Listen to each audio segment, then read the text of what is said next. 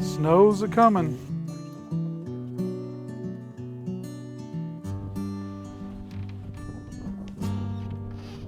It was a cold, wild winter. You were sleeping on my shoulder. I was praying that the raging storm would stay a little. The original plan here was to walk you step by step on how to put hardline connectors on, but it is cold today.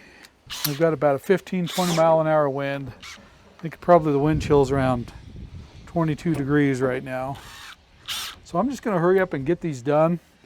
When I get a chance, I'll go inside and show you how to do these, but right now I'm just going to power through and get these done so I can keep from freezing.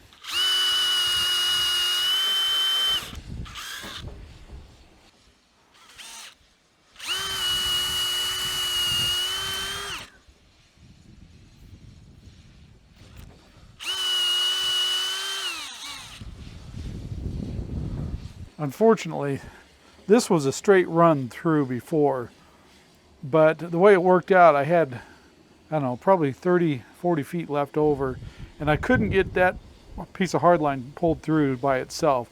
So I just cut the extra off. We're going to put a male on one side and a female on the other side and call it good. A good place to pick these up is eBay. Pretty sure that's where all these come from. They may come in beat up packages like that without the box, but as long as all the parts are there, I've had pretty good luck buying these off of eBay. This one's missing the ring. This will do you no good without the ring. I may have left it sitting on the counter in there. It does not have the ring with it either. Let me go look. I think they were rolling around loose in the box. Let me go grab those. And sure enough, they were sitting down there on the counter. Make sure the center conductor is nice and clean. This is fairly clean. That prep tool does a really good job. There's some of them I've seen don't do a great job. This one's starting to get a little dull. It left just a little bit right on the base. The biggest thing is make sure you do not have any pieces of metal shaving left in there. So washer. Now, these are old enough. They came with some silicone grease. A lot of the new ones don't come with the grease anymore. I'm not sure how much good this really does. These newer style connectors. And then the spring.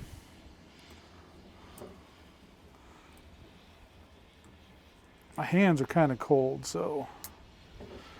Now the newest version of these connectors, they say you do not have to flare them, but I do anyway. I've seen enough of these fail from people not flaring them with that new style. And it's this little tool, you can do it with a little screwdriver too, but this tool, if you do any amount of these, the prep tool for the drill and this thing is a must-have. And they're not all that expensive. Still got a little piece, there we go. These new ones do not solder on like the old ones.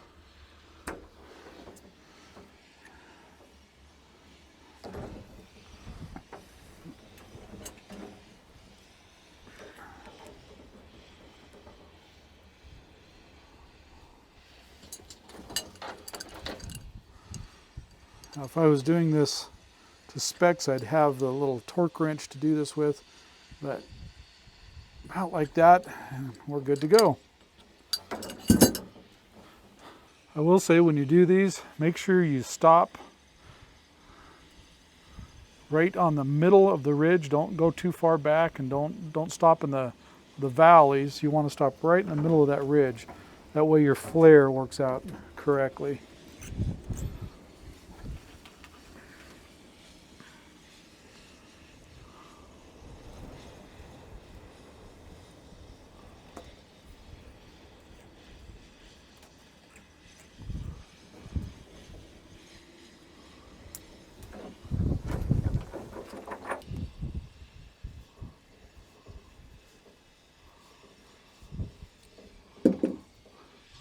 Yeah, the new version is supposed to self-flare. Like I said, I've seen quite a number of those fail. People put them on, and you got to get that just perfect, or you give them a tug, turning the wrong side. Give them a tug, and they'll come right off the cable. So there we go. You got that one.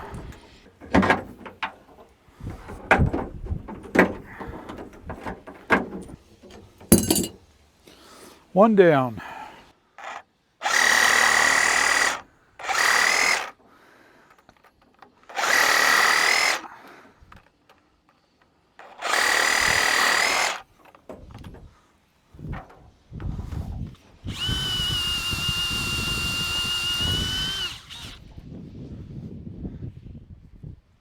Oh, brother. I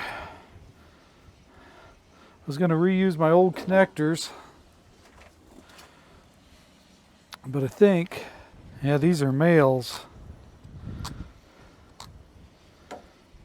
Must have just had barrels on them. Well, these are the old solder type. I'm going to go get, I think I still have some the second or third generation ones that don't require solder. So I'm going to go grab those and put those on instead.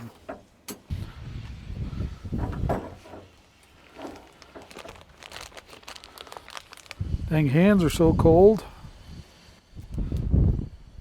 Hard to do anything. Seems like you cannot go out and do any kind of antenna work on your ham station without it being cold. Seems like it's a law. I taped that up good, trying to keep the weather out of it. And I think this is the 80-meter vertical. If you want to save yourself a lot of headache, try and get these to sit like they would be when they were connected. Otherwise, you're just going to fight these things getting them on. Unfortunately, my labels got ripped off when I pulled them through the conduit again, so we're going to have to do a search when we're done here and figure out which cables are which.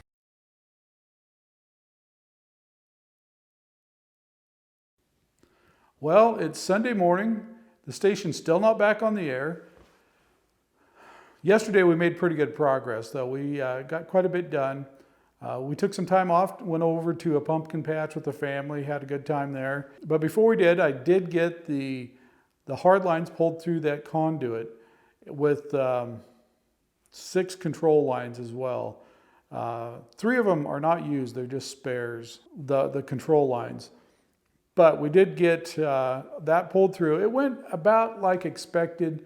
Up until we got to the 45, the pulling was really easy. Then after the 45, it got a little bit, once we reached the 45 for about 4 feet there, it was pretty tough. But after that, it went, okay. And I did it the exact same way I did it the last time I did one of these pulls. Last time I did it completely by myself. This time my oldest son came out and helped run the winch while I was feeding into the conduit. And it went pretty good. That rope that I'm using is a 5.5, and it's not completely a static Kermantle rope, but it's really not a dynamic rope either. It's kind of in between. I use it as a tag line a lot, but it works really well for projects like this because it's got enough stretch to it that you can put some pretty good pressure on it. And then as you feed in, you can gain 3 or 4 feet at a time. Sometimes only a couple feet, but it works pretty well. And the last time I did it, it was, again, by myself. So I would just put quite a bit of pressure on it, then go feed in, go put a little pressure on, feed in. And I only had to walk back and forth to the 4-wheeler, maybe like 5 feet each time. So it worked out fairly well. If you're doing a long pull like this by yourself and you have access to a setup like this, it works out pretty good. Now, one thing that ate about an hour and a half, 2 hours of my time yesterday was, I think, my own stupidity. This control box for the stack match that's out here on this tower right next to the hamshack, there's 2 Force 12 C31 antennas on that tower. And I've got a stack match 2 on that system. I rarely use the stack match. Every once in a while I will, but usually I operate them as 2 separate antennas. Like for sweepstakes, for instance, I'll leave the lower one pointed east, the other one pointed towards up into Canada to the north, and just so I can quickly switch between those 2 antennas. Well, when I took this out, I very distinctly remember the connector and the cable it was connected to, and leaving a couple feet on it and then snipping it off so I could pull it back through the conduit.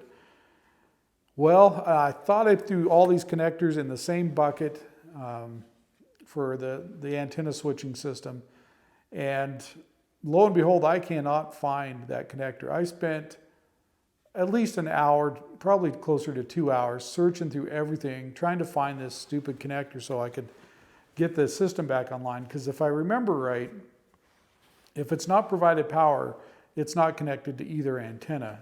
I could be wrong about that. The documentation's not super clear on how that thing operates when there's no voltage applied to it. But the way I read the schematic is both of those relays would be open.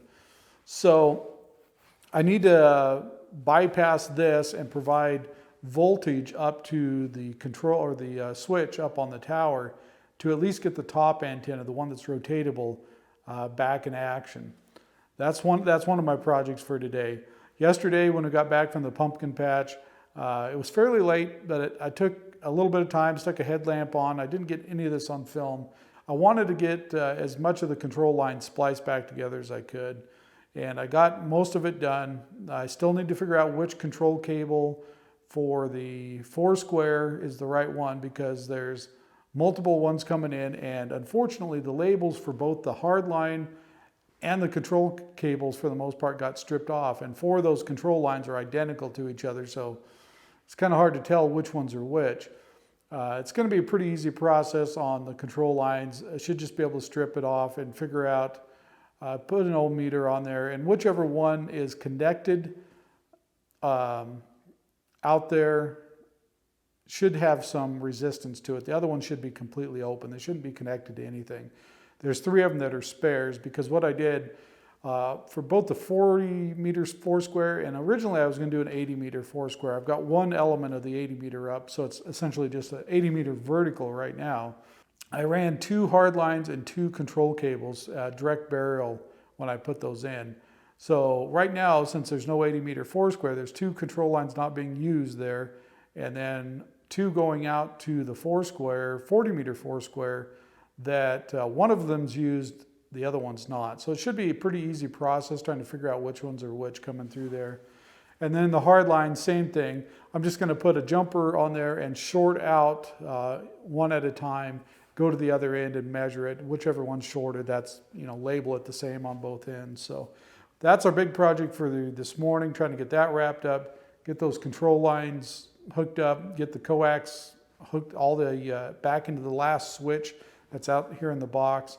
We'll get all that done, and hopefully, with any luck at all, we'll be back on the air. And today it's rather cold. It's about, even though it's bright and sunny out there, it's about 23, 24 degrees this morning, and we got the stinking wind again. So it's going to be a little chilly, because most of what I have to do out there, I got to work barehanded with. So it's going to be a little chilly, but we'll struggle through and get it done. This is a project I hope to get wrapped up today.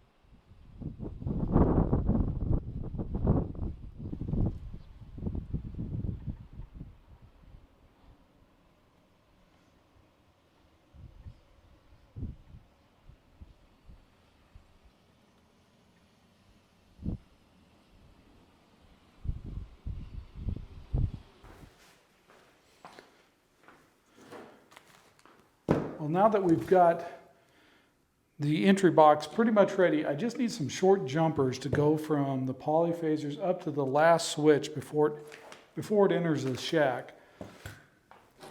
So that's what we're going to do right now, is make 5 of these jumpers. Actually, I think I actually only need 4 right now. We'll go ahead and make 5. This, I thought I had a brand new roll of LMR 400 out there that I was going to use. Turns out it's been sitting out in the shed for, I don't know, 15 years, or well, longer than that. Anyway, it turns out it was actually 75 ohm coax, so that's not going to work for what we want. So I'm reusing some old, I'm pretty sure this is LMR 400. No, it's not. I don't know, what is this stuff? Not that it matters a whole lot for such short jumpers. Actually, it is times microwave. It was in conduit coming over to this tower. Parts of it got pretty grimy in there. I'm trying to avoid those. Now comes the boring, tedious part. Now, I'm using crimp connectors for all these. I much prefer the crimp style connectors.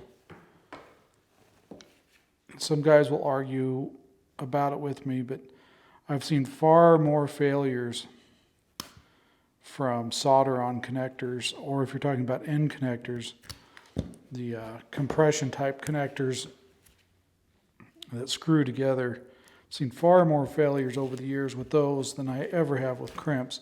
Now crimps, if you got a spot that is under a lot of strain, you know it's going to be pulled on, especially with PL259s.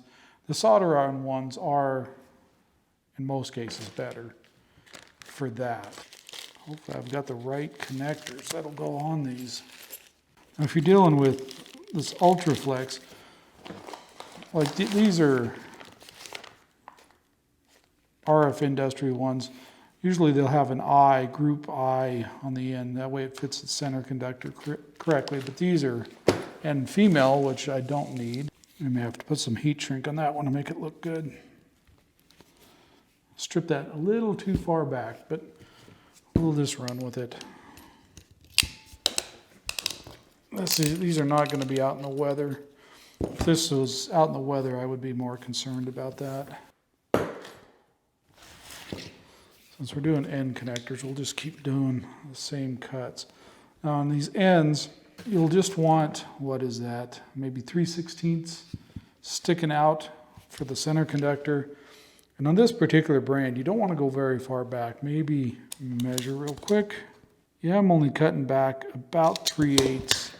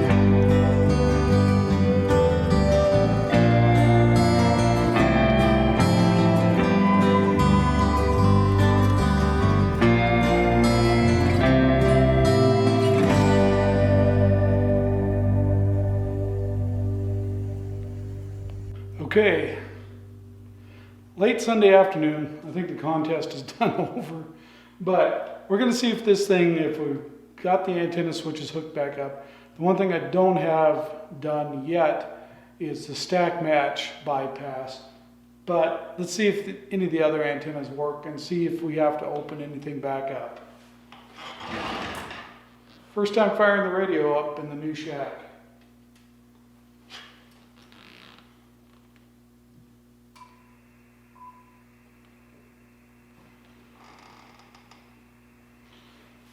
Okay, the band decoder detected the radio and tried to switch to 20 meters. That's a good sign. Let's see.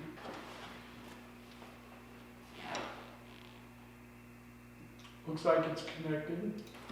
I guess it helps to hook up the antenna to the amplifier.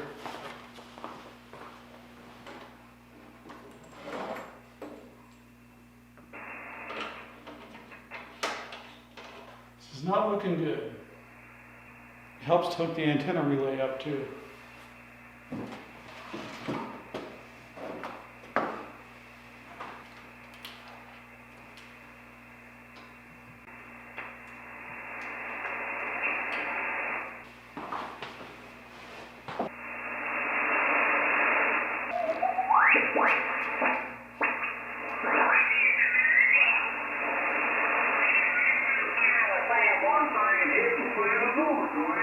Well, it looks like most everything works. I'm not so sure the Foursquare is switching directions. We'll work on that later. Right now, I want to get the rest of the shack put back together. Well, let's wrap this up. We made all the antenna connections, we made all the switch connections, but no, we didn't make it on the contest. I knew later Saturday and going into Sunday, this probably looked like it wasn't going to happen. And I knew going in that I didn't have a lot of time this weekend. We had other commitments. So I knew I only had little blocks of time here and there to work on this project and time to get on the air. So most of that time was spent just getting things put together. Now I could have kludged something up and got on the air on 1 or 2 bands and played around a little bit, but I decided Saturday evening, I just kind of said, you know, if I do that, I'm just going to have to tear it apart later and fix it right. So let's not do that. Let's just try and get it done right in the first place. I'm not going to get on the contest, and that's okay. So Sunday, we got quite a bit done in those little blocks of time I had to work with. And the station's semi-operational, but we still got a problem with our 40-meter Foursquare. On the next video, we're going to dive into that and try and figure out what's going on and fix that. We're going to also change a couple things that I did on this video that I wound up not liking a whole lot. So we're going to make a couple changes there. And hopefully we can kind of wrap this desk project up. I've been playing around with different configurations, trying to come up with something that I like, that I can get 2 radios on the desk. So hopefully we'll come to some kind of conclusion there. Thanks for watching, subscribing. Man, the acoustics are still terrible in here. As I'm talking, I'm just like, this is driving me nuts. I haven't had time to build sound panels yet. We'll get to it one of these days. I don't know when, but we'll get to it. Thanks for watching, and we'll see you guys on the next video.